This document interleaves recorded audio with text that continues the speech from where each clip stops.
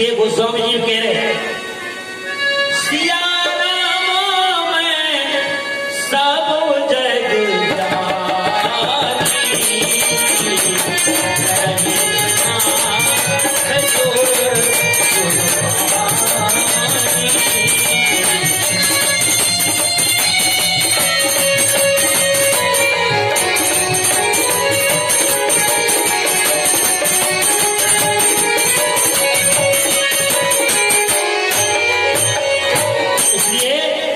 पूरा विश्व ब्रह्मांड सीताराम में समझो, क्योंकि परमात्मा का ही। उदाहरण से समझो, एक संत जी चले जा रहे थे, दो बालक कमरे में झगड़ा कर रहे। एक कह रहा था शेर खाएंगे, एक कह रहा था हाथी खाएंगे। अब बताओ, संत जी ने कहा यार मोड़ा मोड़ी बड़े पहलवान है, एक शेर खा रहा हूं हाथी, देखें तो सही सही। अच्छा, कमरा में जब संत जी गए तो वो झूठ बिल्कुल नहीं बोल रहे, कैसा ही है। आपने देखा होगा हमारी माताएं दीपावली के समय गरिया भल्ला बनाते, शक्कर के खिलौना, नहीं हाथी कोई शक्कर कहीं हाथी और शक्कर कहीं शेर, नहीं तो आपस में वो घोड़ा घोड़ी चिल्ला रहे थे कि शेर हम खाएंगे तो घोड़ा हम खाएंगे, नहीं। इस प्रकार से सजरो, चाहे आप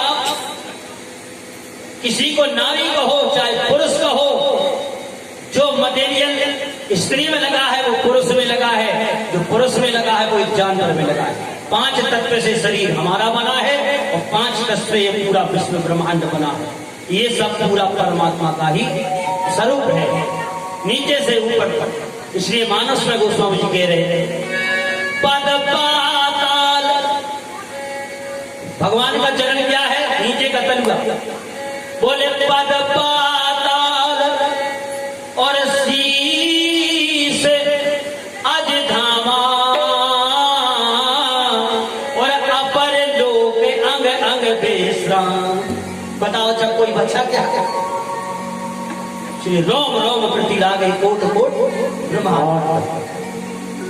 अब किससे बुराई कर रहे हैं और किसकी बुराई कर रहे हैं? इसलिए गोस्वामी जी कह रहे सिया राम मैं सब जग जानी करहि प्रणाम जोर पार।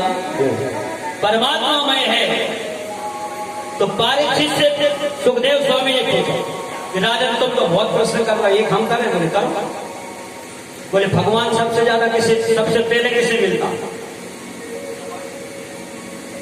तो परीक्षित जी ने कहा कि जो 4 बजे स्नान करता है भगवान उसको मिलता हो। तो सुखदेव जी ने कहा एक बात बताओ, त्रेता में भगवान राम जब चित्रकूट में पहुंचे थे सबसे पहले किसे मिले? कोई भी लोग। और जो ठंड के दिन में 4 महीना स्नान नहीं करते लेकिन सबसे पहले किसे मिले? कोई भी लोग। वो स्वयं कह रहे अरे पापो करते निशी बासर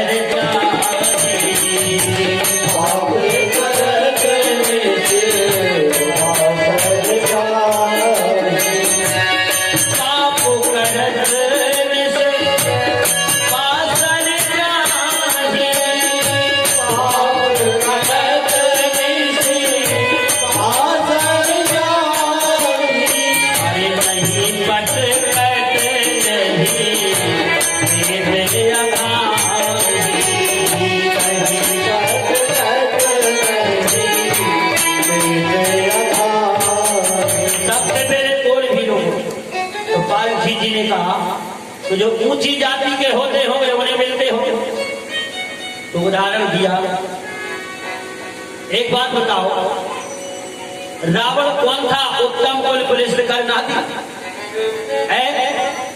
सजनो, लेकिन फिर भी भगवान इसके सामने खड़े हैं, लेकिन भक्ति इसके जीवन में उतर नहीं पाई।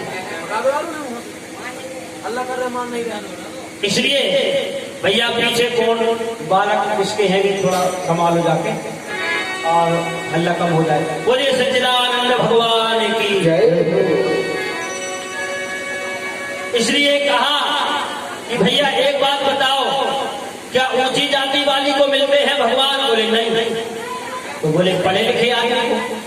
तो बोले विद्या का गजेंद्र हाथी। गजेंद्र कौन सी पाठशाला में गया पढ़ने, लेकिन भगवान तो हाथी को भी मिल गए। फिर बताया भैया, अरे विप्र बंसी रावण बनाया गयो राक्षस, और विश्वामित्र कौशिक कहाए विप्र ज्ञान। राजा विश्वामित्र क्षत्रिय राजा हैं, लेकिन ज्ञानियों में नहीं, महाज्ञानी। लिख रहे मानस में, अरे विश्वामित्र महामुनि ज्ञानी,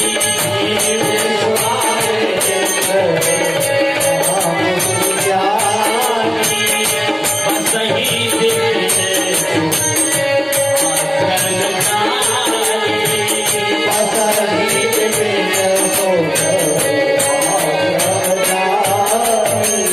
विश्वामित्र जी क्षत्रिय राजा, फिर भी गिनती किसमें है?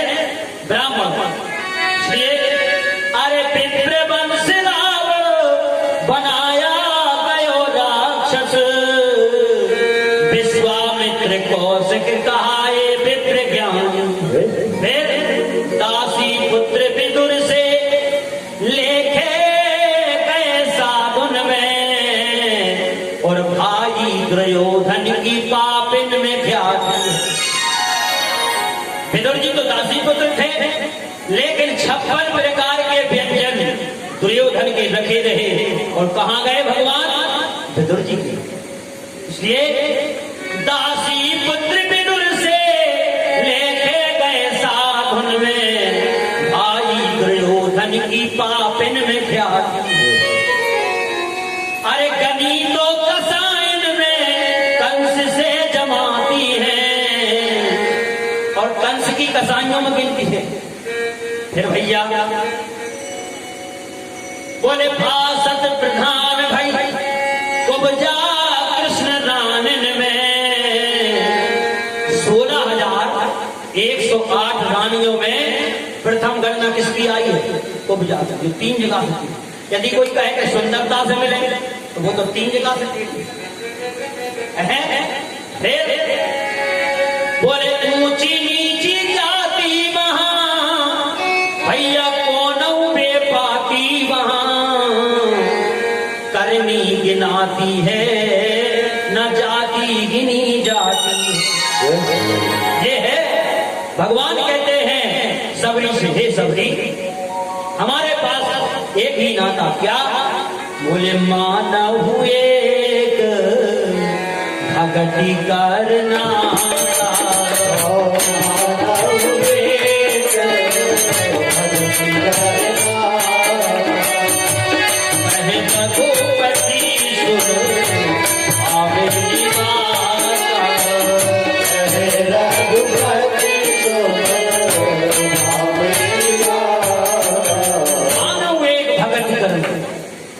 विदुर जी महाराज जो कदली के वन में रहते हैं, जिनके पास मंत्री पद से निकाल दिया गया था, समझ लो एक छटाक भी भोजन की व्यवस्था नहीं थी, लेकिन गोविंद ने कहा। तब सुखदेव स्वामी से परीक्षित ने कहा, यह कथा जरूर सुना। कहा सावधान होना सुनो। एक बार महाभारत का युद्ध चल रहा था, उसके पहले, युद्ध के पहले बहुत परीक्षण हुआ कि युद्ध टल जाए।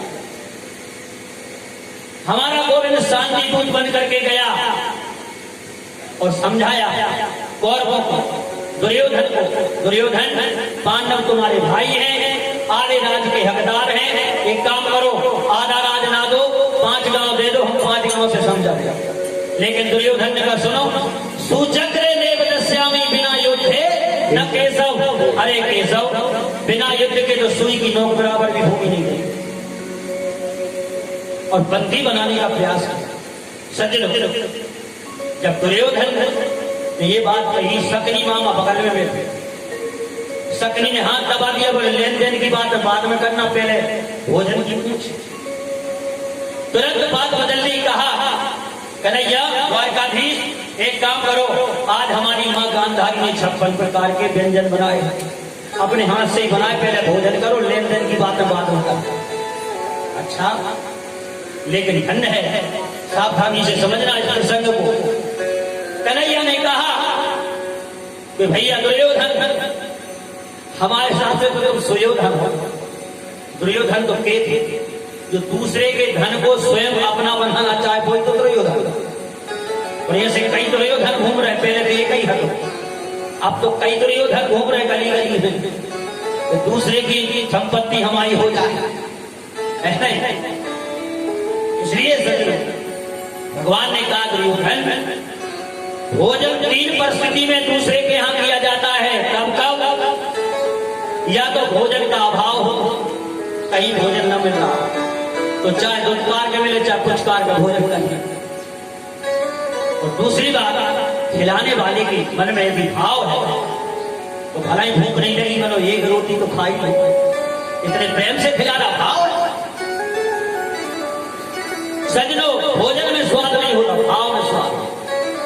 और तीसरी परिस्थिति वो है, एक प्रभावशाली आदमी है, उसने निमंत्रण किया है, भले ही भूख नहीं है, जाना पड़ेगा भैया, उसने बुलाया, प्रभाव हो उसका। तो भगवान ने कहा दुर्योधन, ना तो हमें भोजन का अभाव और ना तेरे मन में भाव है, तो हमारी नजर में ना कोई प्रभाव है तेरा, फिर भोजन कहां करोगे? बोले भोजन तो आज हमारे विदुर जी ने निमंत्रण किया है। और विदुर जी दौड़े, हे भगवान, हमने कब निमंत्रण किया? आम जनता में बैठे थे, इशारा कर दिया हमारे गोविंद ने, चलो आ रहे हम। दौड़े दौड़े गए, विदुरानी से कहा कन्हैया आने वाला है, गोप की बजरियों में जाके कुछ भोजन का प्रबंध कर ले। तो मेवा मिश्री खरीदने के लिए गए, इतने में गोविंद पहुंच गए और काकी सजनों स्नान कर रही थी। उसी समय हमारे द्वारकाधीश ने जाके दरवाजा खटखटाया, काकी दरवाजा खोलो। काकी स्नान कर रही थी सजनों उसी अवस्था में, और आकर के दरवाजा खोला। हमारे श्याम सुंदर ने देखा, काकी को तो शरीर भी शुद्ध नहीं, आवाज नहीं, देह भान भूल गई। और तुरंत कन्हैया ने अपनी पीतांबरी ली, वो काकी को उड़ाया। काकी ने आज श्याम सुंदर की उंगली पकड़ी और पूरी कुटिया में नचाया, उल्टी पटली रखे, कभी इधर बिठा दे, कन्हैया ये जगह ठीक नहीं, उठ यहाँ पे। अच्छा, कन्हैया भी पता नहीं है क्यों, काकी के प्रेम में कन्हैया भी हो। पूरी कुटिया में नचाने के बाद सजनों चौकी पे ले जाकर के चौका में उल्टी पटली बिछा के कन्हैया को बिठा दिया।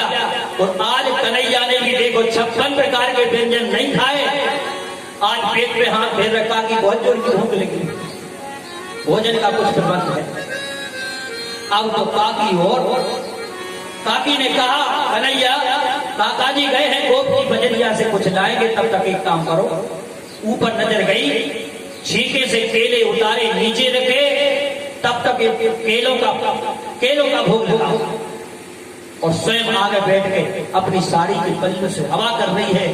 धन्य है काकी, विदुरानी, क्या प्यारी भक्ति होगी, और इतनी भूली, इतनी बेभूल हो गई, इसे ये पता नहीं है हम खिला जा रहे हैं, मूल भाग फेंकती जा रही है, इतनी प्रसन्न, और छिलका खिलाती जा रही।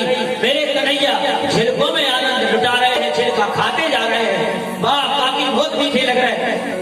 काकी ने कहा श्याम सुंदर, मैंने अपने हाथ से जल दिया है।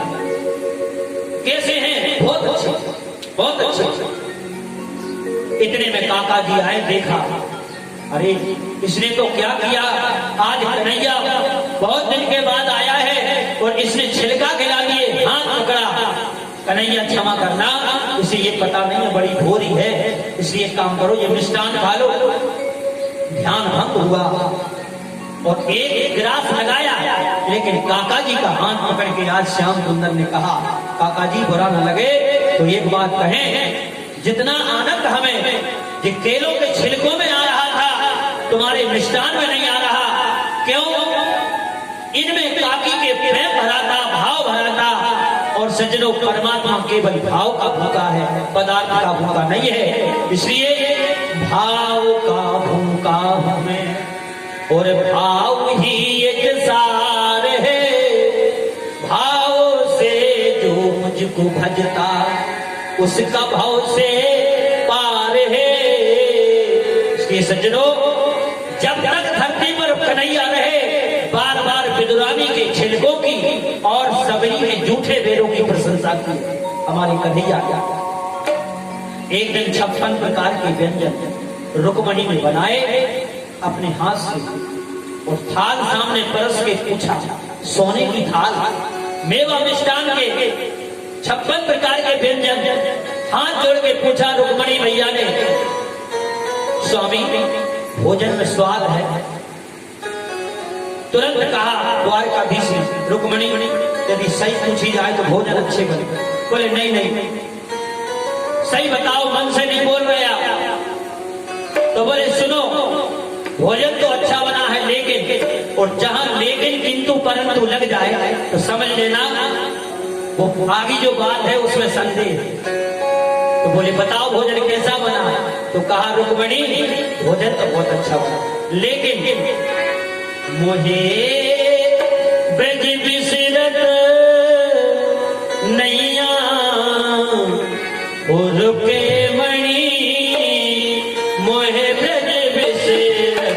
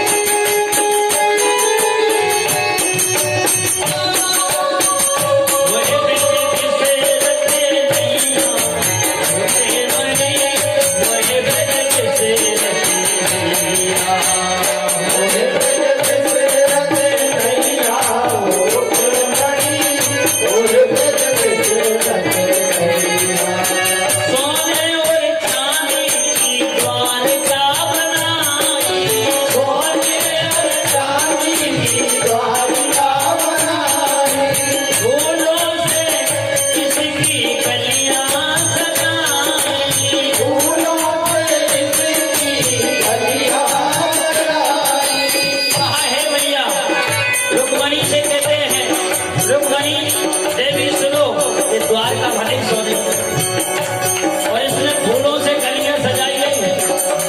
सोने और चांदी से द्वारका बनाई, सोने और चांदी से द्वारका बनाई, फूलों से इसकी गलियां सजाई, फूलों से इसकी गलियां सजाई। लेकिन अरे गोकुल सी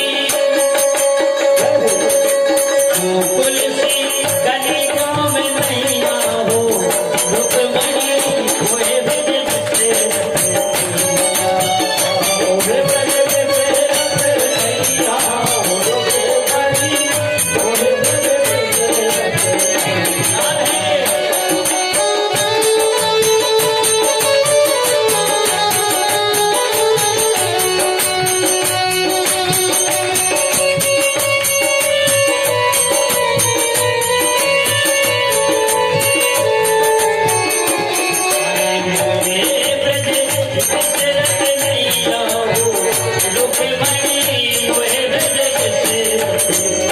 सजलो, परमात्मा केवल प्रेम का भूखा है।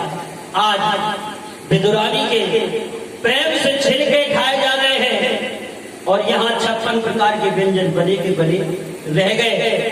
इसलिए मिल ही न रघुपति बिन अनुरागे।